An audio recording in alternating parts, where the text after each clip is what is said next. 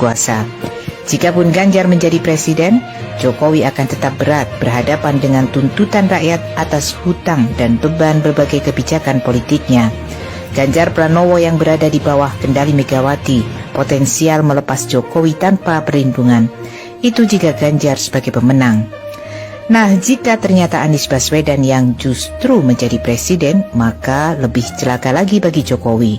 Anies Baswedan akan didesak rakyat untuk mengaudit kekayaan Jokowi dan memproses hukum atas berbagai pelanggaran yang dilakukan selama menjabat sebagai presiden. Kepanikan terbesar adalah jika ada tekanan rakyat yang meminta dirinya mundur atau mungkin dimundurkan segera. Gaung pemakzulan yang akan menggema.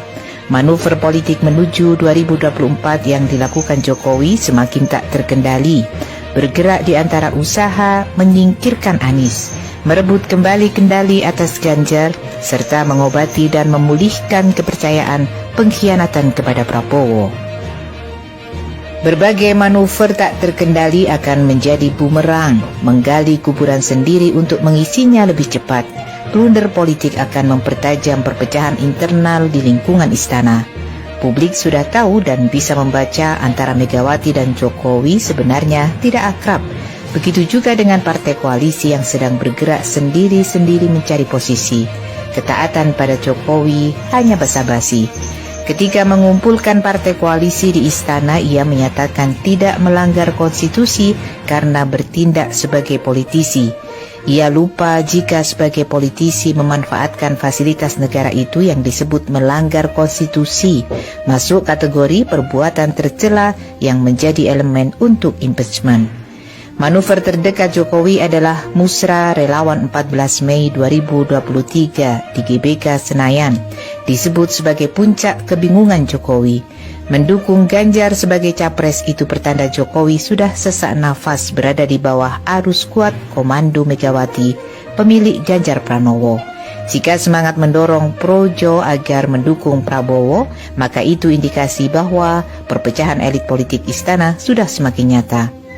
Memang kalau seseorang sudah mendekati ajal, maka saat sakaratul maut, ia meronta-ronta dengan tak jelas pegangan, penuh ketakutan dan kekhawatiran akibat dosa-dosa yang bertumpuk. Pak Jokowi tidak terkecuali, meronta menjelang tumbang.